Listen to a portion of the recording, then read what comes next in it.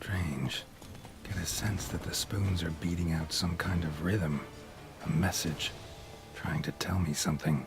Maybe it's Morse code. I have no idea. This place is fucking spooky, though.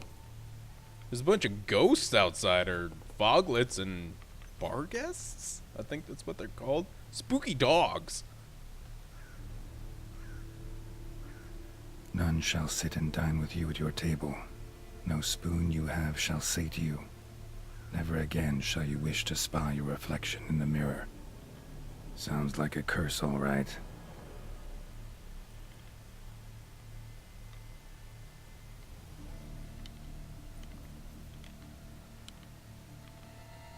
Somebody's clearly obsessed. Regis mentioned the place might be cursed.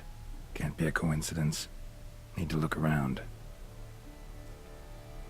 Yep. Somebody really likes graffitiing up in here. Jeez. What a pigsty. Need to search it thoroughly. Find a way to collect some white saliva. Right. Examine the spoon. White's obsessed. A real collector. Thoroughbred. Yes, it seems so. Ooh, a key. Spoon. Pretty ordinary. Maybe a little old. Yes, there are lots of spoons here. Spoon's incredible. The craftsmanship. Must have graced a rich man's table. Sure. What's this? Stained diary. I bet this will give us some information. Here we go. Okay, just to start. Is how it ends. Okay, let's go. For a few days now, I've been having dizzy spells. I've never experienced anything like this before. If it carries on, although I can't stand witchcraft and sorcery, I'll have to visit an herbalist. The dizziness has not gone away. Worst of all, it's been joined by pain, so strong at times, I cannot see. I've been to the herbalist. A repulsive old crone looked at me like she had seen a monster. She gave me some cursed mixture that I have to drink twice a day. It's not helping at all. Today, like every day, I looked in the mirror and I was lost for words. I usually check that I don't have any wrinkles or bags under my eyes, but today there are no wrinkles. But I'd rather that there were. I have hair growing on my breasts. It's horrible. It's got to be because of those damned herbs. I went to the herbalist to smash her face in, but her chambers were empty. She must have known this would happen to me and legged it. My family is starting to suspect something, although I am cutting the hair back, which is growing back faster and faster. I've tried to put the idea out of my head, but I can't hold it back any longer. Maybe it wasn't the herbs that have led to this, but a curse placed upon me and an old beggar whom I did chase off one time. I have to find out. I have to hire someone who can find the herbalist. I cannot think, and it's getting harder to write. Loneliness. No family. Eat. I want to eat. Not a good spoon, though. Empty spoons. Nothing. Eats. It hurts. Mirror. Lies. No. Poor girl. Realized she was changing into a monster. Recorded it in her diary. Poignant. Indeed. I don't know why you had to write down odd. That seems a little weird. I don't know. I don't keep a diary, so maybe those that do could tell me why. Smashed mirror. As if someone couldn't stand to look at themselves. The monster. Journal's author, maybe? Yep. It stands to reason, friend. Okay. Use your witcher senses to search the white's lair. Okay. No spoon you have shall say to you. Whatever lives here treated that literally. Still searching for the right spoon. I would give up on spoons after a while. Another spoon. Yep, just as normal as the last one. I mean, if you're trying to eat your cereal, just, gulp it directly from the bowl, I guess. Spoon key? The spoon key. Sophisticated crafting. Tag bears a description. White's a true collector. Yes, it seems so. We have a note. This certifies the item up for auction. An antique spoon, key forged at the Christofferson and Sons workshop in 1210. Belongs to Smigoli Circus, owner of the Pheasant Tree. Alright. That's neat. Ask the owner of the Pheasant Tree about the mysterious spoon. Yeah, I'm in the middle of something. Skeletons. Doubt they came here willingly. This have anything to do with the curse? None shall sit and dine with you at your table. It'd make sense. Oh, okay. Broken neck, indentation in the skull's lateral surface, smacked in the head with something heavy. Perhaps that cast iron skillet right there? Mayhap. Right arm bit right off. Teeth all knocked out. Somebody tried to force feed him. Oh, yeah, tried to break the curse. Yeah, or whatever. Didn't deny the curse. No claw or fang marks. Probably choked to death. Force feeding.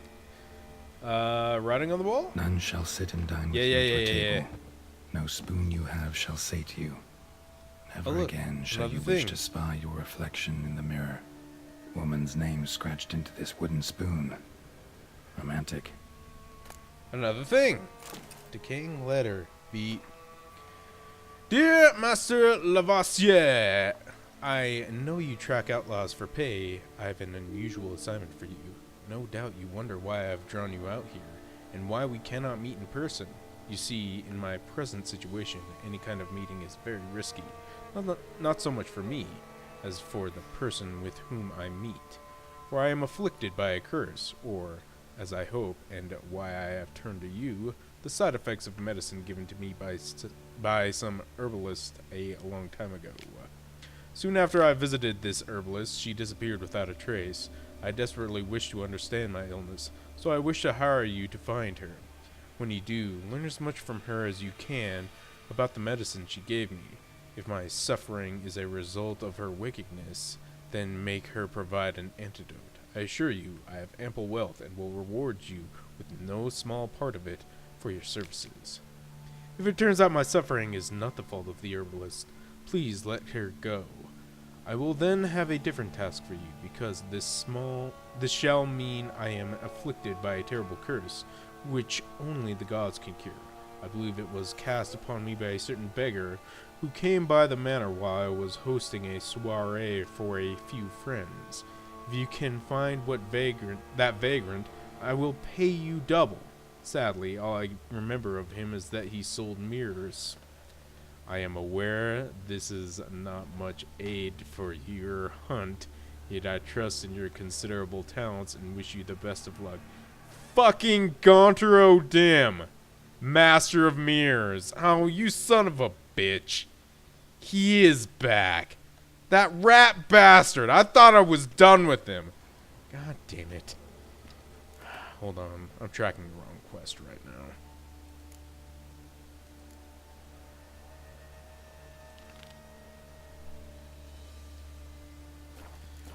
Okay. Fucking... God. Can't believe we're running into that jerk again.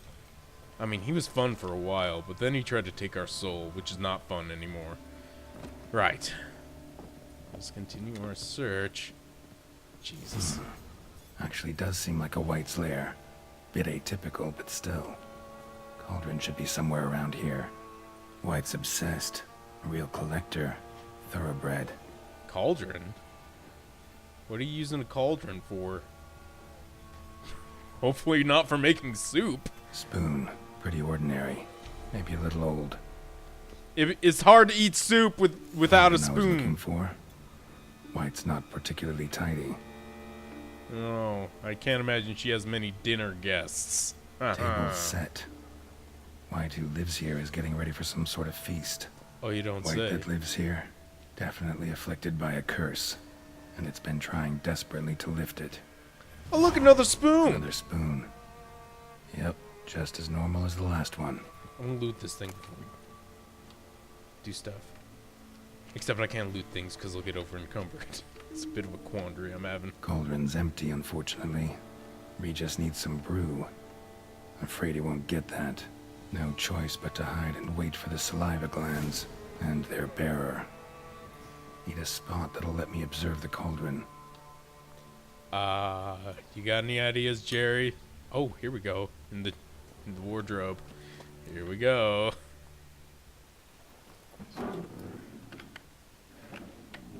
Guys, this is getting a little spooky. Gaunter O'Dim's involved.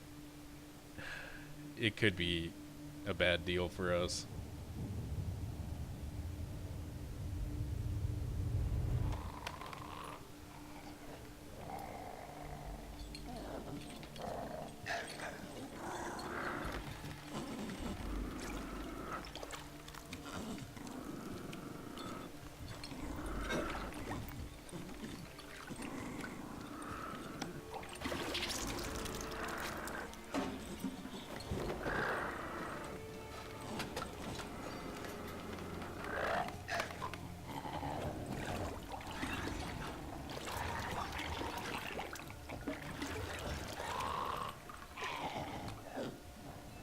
I think we've been spotted, Jerry. Hold on, let's try to lift this curse. I don't know how, but I can give it the old college try.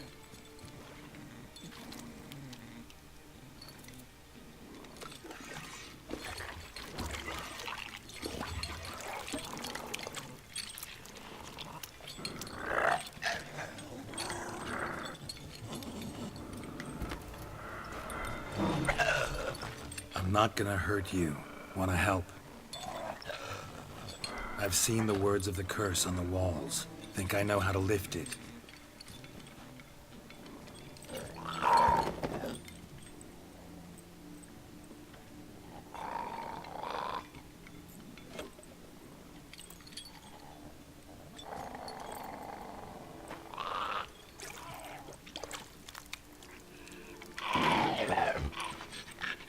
You tried to bring folk here, convince them to sit at the table with you, right?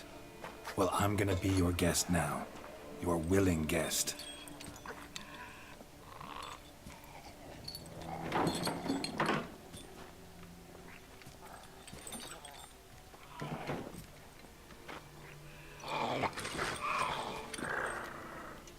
Just need a bit for Regis.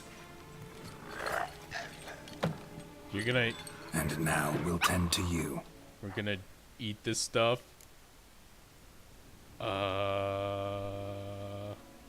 Wait. The exact wording? Need to get this right. Words of the curse were, none shall sit and dine with you at your table. No spoon you have shall sate you. Never again shall you wish to spy your reflection in the mirror. Oh. Yeah, let's swap spoons. Been searching for the right spoon for years, right? But curses can be tricky. Key to this one just might be that you can't eat with your own spoon. That's why we've swapped.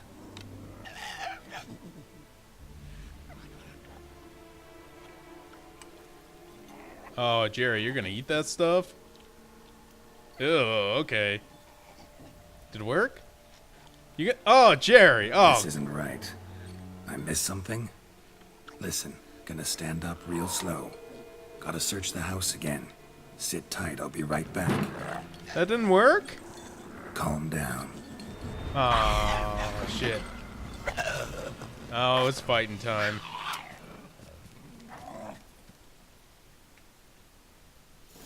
Ah, god damn it. I thought we could fix Damn the it. curse. Didn't work. Ate that vile stuff for nothing. Damn Got the it! brew for Regis at least. Can't do anything for the white though. Except cut it down. Ah, shit. So we were supposed to eat without spoons? Yeah, I should have known. Nah. I kind of want to reload it. Is that bad that I want to save scum like this? I kind of want to reload it because I want to fix this curse. Plus, we might encounter Gaunter O'Dim if we do. I might have some words for him. I'm gonna be a jerk. I'm gonna reload it. I'm convinced. Okay, yeah. I think you just have to eat without spoons. Okay, okay. I know this is shitty of me, but I wanna do this right. Okay. Not using spoons.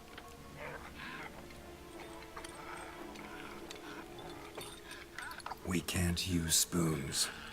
No, that won't work. You've been looking for a spoon that would feed you, but there's no such spoon. We need to eat without spoons.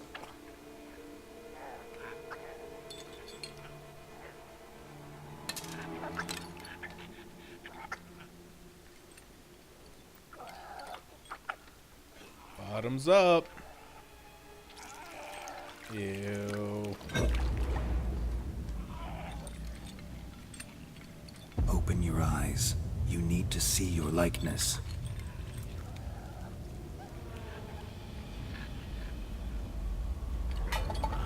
Hey, I think it worked.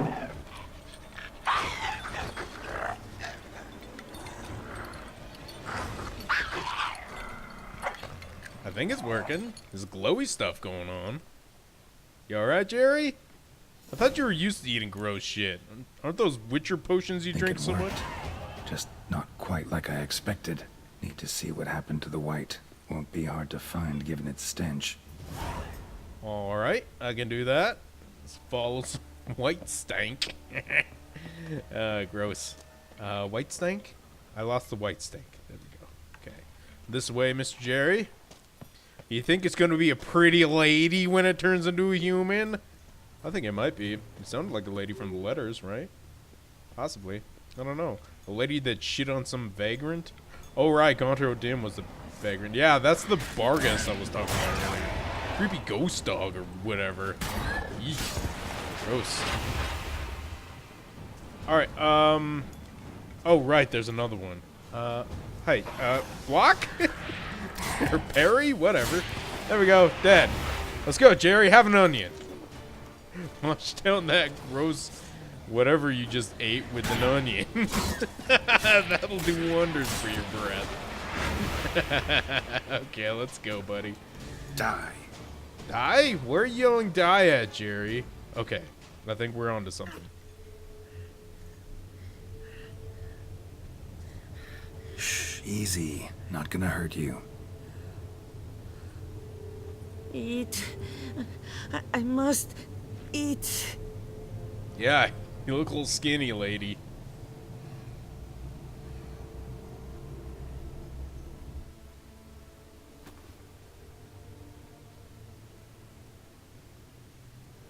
Jerry, I'll give take the you lady an someplace onion. safe.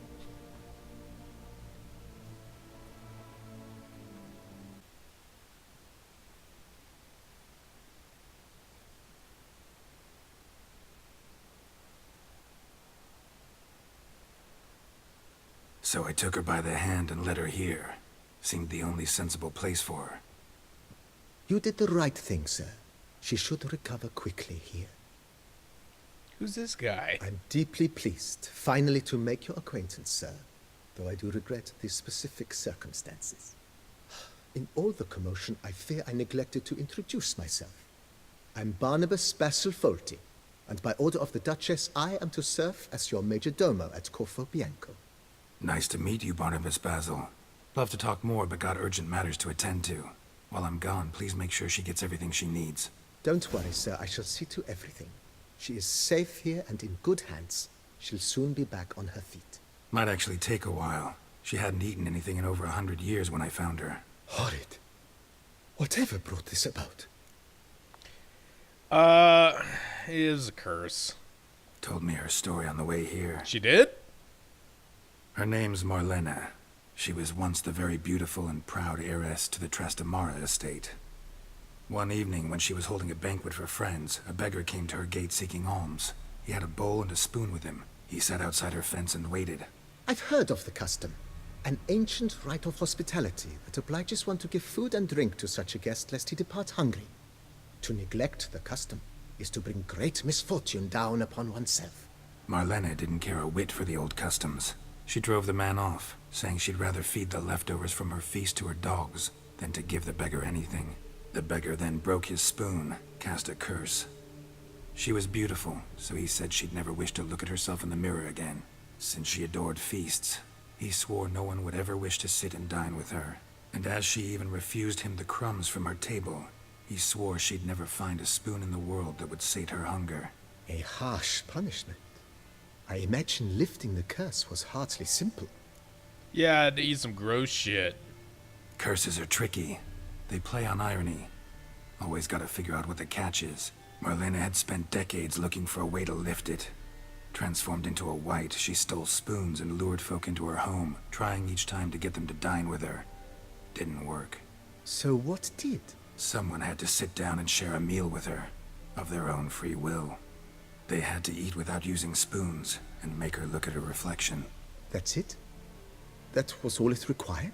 Simplest solutions are sometimes the last that come to mind. Besides, when you're a white, it's pretty damn hard to find willing human company for a feast.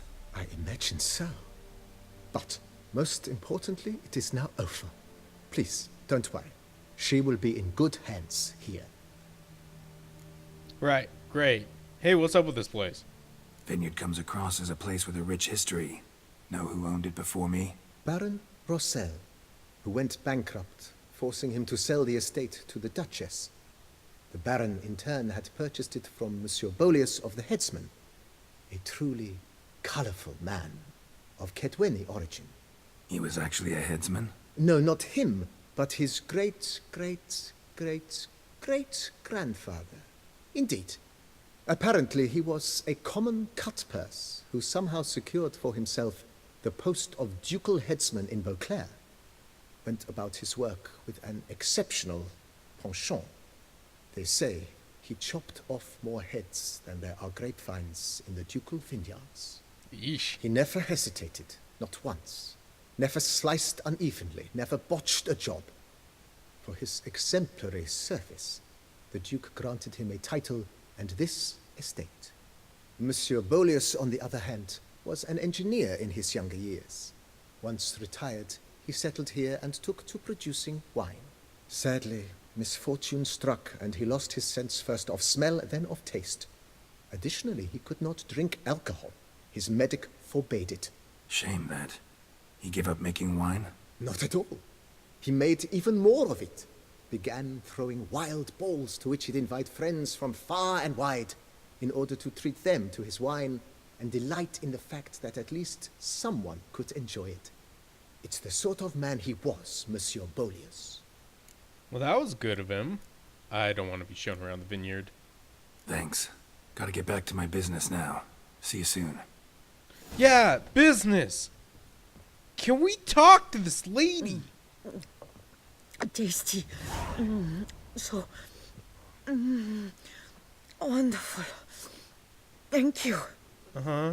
I just want to know about the beggar. It had to have been Gaunter O'Dim, right? That son of a bitch. Alright, anyway. I kind of want to ask you kind viewers if we do actually encounter Gaunter O'Dim in this DLC or not.